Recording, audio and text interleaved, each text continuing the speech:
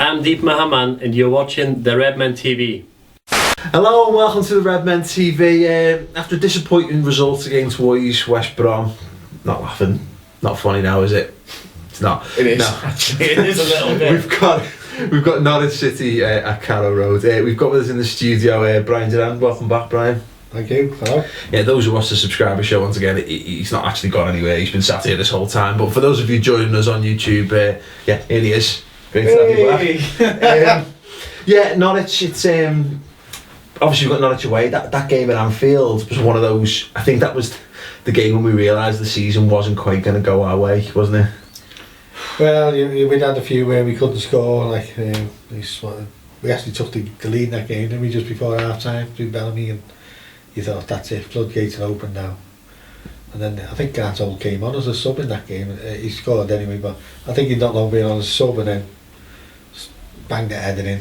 I can't remember who he got in front of him. Might have been Carragher. He ran across the front of him, buried the header, and it was one of them games where Ruddy made like 3 great saves in the last 10 minutes. One of them in injury time was an absolute worldie, and that set the tone for like the next 4 home games. It was unbelievable. It was our season in microcosm, and I know there's a number of games this season, Chris, that have been like that. One. Sunderland, first game of the season being the perfect example. But yeah, we absolutely battered them, created a shit ton of chances. And it just didn't go in. So yeah, typical Liverpool. Typical Liverpool this season, especially at Anfield. Just not enough points gained, but it was a dire game actually. It was interesting. Last time out, this is how Liverpool lined up. It was Raining in goal, Johnson right back, Enrique left back, Karen Skirtle in the middle, Cout down and Gerrard, and Adam, and then Suarez and Bellamy. It's not going to be that team for a start, because obviously Chaz Adam is not going to figure. For you though, Brian, I mean, how should Liverpool go about approaching this game?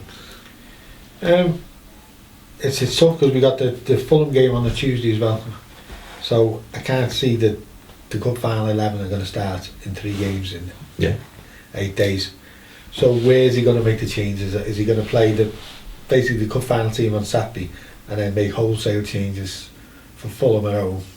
You know, under Rafa, that's what we would have done. Yeah, but knowing what our home record's like, I think that'd be a big gamble for him to lose another home game. It'd be a PR disaster for him, going. So he may just play, 2 different versions of it. He just mix them up, a few rested in each. It's hard to know, but so I don't think it's a straightforward pick our best 11. Yeah. For both of these games. So it could be. I think most players are going to figure. Away from home, probably same back forward this week, I guess. I'd go for. Gerrard supposedly available for this game. Would you throw him in, or would you keep him wrapped in cotton wool? I think Gerrard will play this week, but he won't play midweek. Yeah, I think that's a good assumption. I mean, Chris, for you, as I say, it's a weird one. Team selection wise, we've had one of the biggest criticisms of this side in the last few months is that we've become a cup side, and we've had nothing to play for in the league, so the players are focusing on the cups. Do you think that might lead to a motivation problem? I.e., people are worried perhaps about getting crocked or getting suspended and missing the cup final, or on the complete flip side, do you think it's people are going to be playing for the places? I hope obviously the people are playing for the places, but I think that Kenny's got to have a big impact on this, and he's got to go out there and say, look, there's 12, 13, 14 of you here, and there's 11 places and all 11 are up for grabs. There's no one cemented down in this team, so go out there, whether it's Saturday or Tuesday, and play for your place in the cup final. I think that's got to be the way that he looks at it, and hopefully they do go out there. And Jamie Carragher's come out this week and said, hasn't he, today, look, we need to fight for our places here, because he wants his place in the cup final. He's definitely got to fight for that place. But so I hope that Carroll and Suarez start, to be honest. I think we're going to see Gerrard. I probably think that we might see like a Dirk and a Maxi this week, and then maybe on Tuesday. I don't know, it's hard to say, because last time I said that Carroll couldn't play twice in 5 days, and he did. He did, yeah.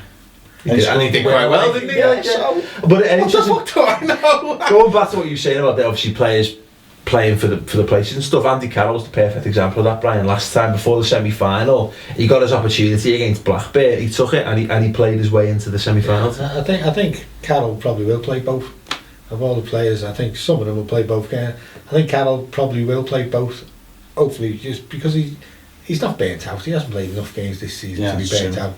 There's a risk of him getting injured, but I don't think he's going to be tired. If he played I think he just needs to play himself into some more goals. He's playing well enough. He seems to play better when he's in the team regular and in, out. And let's face it, 3 goals in 3 games would have been a monumental performance. If you can play him for the next 2 games and he gets a goal, maybe a goal in one of the next 2 games, that's still a good run of goal scoring form. Chris, how did we? What's the form guide? Sorry, how are Norwich looking in the league? They're ahead of us in the form guide table. They're 14th at the moment. They've won, lost, drawn and lost twice. 13th in the actual table. Liverpool, unfortunately, just on the relegation zone. 17th position in the form table with 3 losses, a draw, a win and another loss. And we're currently 8th. But yes, that's the form guy. Grant Holt, obviously their danger man. He's got 13 Premier League goals this season, one of which is against us. 15 goals in total. Yeah, and banging on the door for England as well, which is funny. That's been all over the press this week, hasn't it? Like, you can get asked the question in the day. He's English and he's scoring goals. If the England team was picked on merit, he'd probably be like, you know. But anyway, it's just an interesting thing. We were looking through some of the Norwich stats and what have you. Now, the last time we played Norwich at Carrow Road, we were going back to January 2005. We beat them 2-1. This is how Liverpool lined up. Dudek in goal. The back 4 was Finn and Hippier, Carra, Risa. What a back 4 that was. I know. What a back 4 that was. I know. The rest of the team was Warner. Yes, he did. And Warner, Gerrard, the other goal scorer, Luis Garcia, Diao, Nunez, and Mella. Dear God, look at that team. And it's funny because people try to make comparisons, you know, between people say Rafa was lucky or whatever. Yeah, that is a shit team looking back. Like, you mean, okay, don't get me wrong, there's still some stars in there, but like Neil Mellor was our lone centre forward in that game. Tony Nunez, Salif Diao. I mean, Stephen Warnock's sound, but he was, you know what I mean. He's never been a world beater. Christ almighty! What a difference! Well, we lost 11 games away from home in the league that season. Rafa was having trouble getting to grips with we lost to Crystal Palace, didn't we, and a few others. So, you know, people talk about the league season this season and we're a cup team, but that season wasn't a great season in the league. We never had a great squad. By any means, we don't remember the league form, do we? We only remember one thing from that season. I remember from that game was Garcia's goal. He sort of like chipped it dead eye or lobbed it dead eye, and all that crowd went, thinking he'd skied it, and then it dropped in the net. But it's typical, as you say. You know, we were talking about this on the subscriber show. Do check that out if you want. It's on www.redmentv.com. One of the points we brought up was this idea about Liverpool's league form has been, let's say, terrible this year, but in years to come we won't remember that so much if we manage to pick up an FA Cup as well as the Carling Cup. And going back to that 2005, people forget that the league form was we were terrible in the league that season, and people also forget that we lost the Carling Cup final that season to Chelsea. That has been completely expunged from people's memories, and rightly so, because it was a horror show. Their first piece of silverware under Abramovich, that was their first bit of history, as you pointed out. But that was another season where, if you remember, we were getting beat.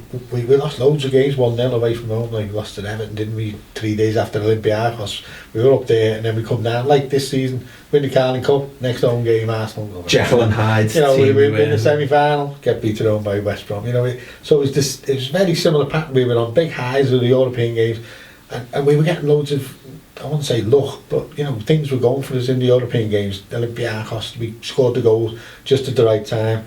You know, the Juve, Anthony Talek pulled out a performance, and that is all you need to know about that. The phantom goal as well. The phantom goal, yeah. There's just loads of things going for us in the cups and not in the league. And you compare that with this season, our blinking conversion rate, and we've been over it so many times about the missed chance, the crossbar, the missed penalties, the penalties that we don't get.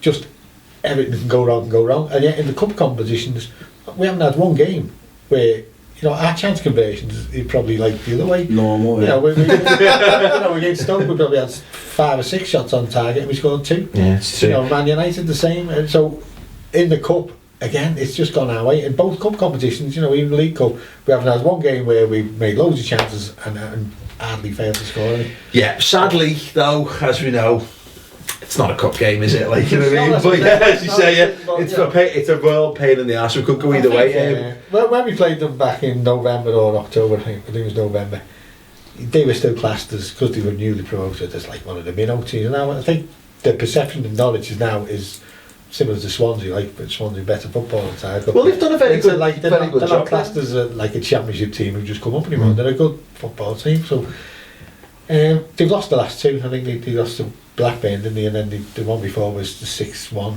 at home to Man City. Was that? Oh, right, which was when we were in the semi-final. The game we never really took much notice of. But so they're the last 2, so they're on a bit of a blip. We go there and get a result. We just got to go play. There's no pressure on us, is there? Well, yeah. No, I know. I agree. Let's move on to Mary's best bets and find out what the bookies make of Liverpool's chances. Hello guys, and welcome once again to your best bets. The Redmen take on the Canaries at Carrow Road this Saturday, and we're all really desperate for a win to lift up our spirits. So let's take a look at the match odds. For Liverpool to win, it's 21-20. For Norwich to win, it's 12-5, and for a draw, it's 5-2. Going on to your full-time scores, for Norwich to win 1-0, it's 11-1. For a 0-0 draw, it's 12-1, and for Liverpool to win 2-0, is at 10-1. Now here's some of your first goal scorers. For Liverpool, we've got Steven Gerrard at 15-2, John Joe Shelby at 11-1, and Daniel Agger at 20-1. And let's not forget your cheeky doubles. For Craig Bellamy to score first and Liverpool to win 2-0, it's 60-1. For Andy Carroll to score first and Liverpool to win 3-0, it's 85-1. And our wild punt for this week is Glenn Johnson to get the first goal and Liverpool to win 3-0, and that's at 285-1. Once again, good luck with your betting, and back to you in the studio. Obviously, as you'd expect, we are strong favourites, as we are pretty much in every game, regardless of how our results have gone. Chris, have you got the team news for us? Start with Norwich. Yeah, let's start with Norwich. Mark Tierney's out. Danny Ayala, former Liverpool starlet. Super Danny Ayala. Yeah. Doubt Zach Whitbread, the guy I could have been. The man Chris could have been. We did this earlier in the season. Wonderful piece of trivia is that your mum used to be engaged. Married. To Zach Whitbread's dad. Barry Whitbread, who used to be a scout at Liverpool. Zach. Yeah, I could have been Zach. He got the right hair colour. No, he's ginger, isn't he? Shut up, don't get the YouTubers to white and on ginger. Zach Whitbread's blonde. Is he? Strawberry blonde the best. Remember when we played Millwall that time, him and Sammy Hippie, they look like twins, didn't they, at the back? Oh, yeah, he looked like the mini-me of Sammy Hippie, so there you go. There's a wonderful piece of trivia that you'll never be able to use again in your entire life. Basically, my mum was a wag. Chris's mum was a wag, there you go. Brendan, if you're watching. After last weekend, when West Brom beat us 45 years to the day, since the last time they beat us, the last time they beat us was at 67 on 21st of April. Jeff Astle scored. Well, this time, unfortunately, it falls on the same weekend as the last time they beat us, which was the Cop's last time in 1994. That was on the 30th of April. Jeremy Bates, was it? Jeremy Goss. Jeremy Bates. Jeremy Bates, I've heard of him. Jeremy Bates. Anyway. Did he own a motel? Jeremy Goss, fucking hell. And Nigel Clough was their best player and he was playing for us. Every time he got the fucking ball, he just passed it straight to their players. Excellent. Nicely redeemed. Anyway, moving on. Moving over to our friends at the Redmen North East. I was only about fucking James 40. has managed, shut it down. James has managed to catch a word with Liverpool, one of the most influential forces in Liverpool's season this year. So let's see what that's all about. Redmen North East. Norwich up next to Liverpool, who are looking to get level on points with us, which is probably the most depressing thing I've said all season. But we've noticed in recent weeks we've been slagging off the so-called smaller clubs, and then they've gone on to beat us. As you can probably all imagine, we're still buzzing after the 1-1 draw with the Baggies. We never expected that. So we're going to take a different approach this week and see if that makes any difference. What we've decided to do is compile a list of all the great things about Norwich and basically just big them up a bit. Have you got the... Yeah, hopefully this will change our fortunes. Yeah. That's it.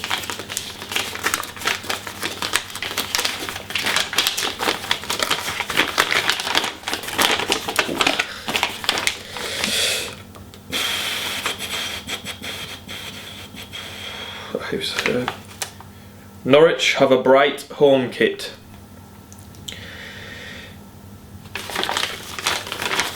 Right, moving on. Liverpool's in different form this season has been blamed on many things. One thing that keeps cropping up though is the amount of times Liverpool have hit the woodwork. Yeah, so earlier on I thought I'd get an interview with someone who knows a little bit more about the subject than us, and thought, we see if we can shed some light on the situation, so let's cut to that, shall we? Woody, thanks for joining me today. Hi James, thanks for having me. No, not at all. I know you were a little worried you'd be late getting here because you got a lift with the Royal Mail, but you got here in the end. Just a little post joke for you there. No, but seriously, how do you react to the criticism you'd be getting for Liverpool's goal scoring problems this season? I understand you're being rattled by this issue.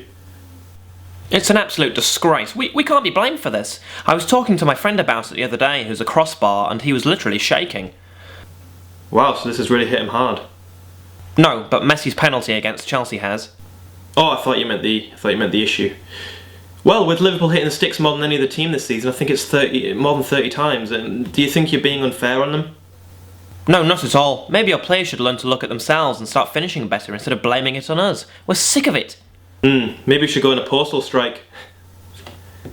Brilliant. Nah, just kidding. I bet your crossbar mate hates Andy Carroll. He's always hitting the bar. Just a little drinking joke for you there.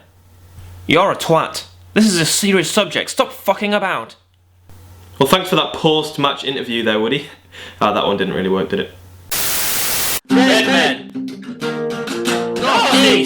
Yeah. Anyway, thanks very much for that. Brilliant as always. So obviously we touched upon briefly that how Liverpool will line up. We can't really predict it with any certainty, as I say, with the cup final. One eye certainly on the cup final. What we can ask you for though, with certainty, is your score prediction, Brian. 2-1 for Liverpool. 2-1? 2-1, yeah. Scorers? Scorer, even? Luis Garcia. Scorers, well, it depends who plays. Let's go for Andy Carroll. A nice confidence boost for the final. And let's go for Luis as well, Luis Suarez. Yeah. Good stuff. Okay. 2-0, Suarez and Carroll. Cool. I'll go with 1-0 to Liverpool, because we haven't got Mary on casting doubts in everyone's minds and being right. She got so much stick for that. Did you see that? She predicted that we get beat last week. She was right. Did she? She got abused on Twitter. It's her own fault if you're watching me. Now, anyway, please do leave us your score predictions. If you think a little bit more how Liverpool are going to line up, leave your line-up predictions as well. Scorer, please. Scorer? Danny Agger. Why not? Belter for 45 yards. Oh, wow. Yeah, why not? Right there, Let's be specific. Anyway, as we've mentioned on the subscriber show, which is great, do get on that. It's free for the first one. It is, but as always, as I always say, watch it, like it. If you don't like it, fuck it off. We've also got FA Cup final special. Yes, that's a mouthful, but we got through it and we're all right. Let's not draw attention to it. Carry on. Coming up early next week, of course, we've got a very special show dedicated to Liverpool's return to Wembley for the third time. Oh yes, so please do keep an eye out for that. There's going to be some magic stuff involved. So until then, leave us your comments. Let us know what your thoughts are on the match ahead of the game, and hopefully you enjoy the game. And I shall see you on Saturday evening. Brian, thanks very much for joining us. A pleasure as always. Thank you. I believe you've got Bill Kenwright coming in next week, have you? After his appearance on Coming. Not welcome on this show, Bill. Thanks very much for watching, Chris. Thanks for coming as well. I'll see you on Sunday for the cup final show. Thanks very much for watching, and we'll see you at the weekend.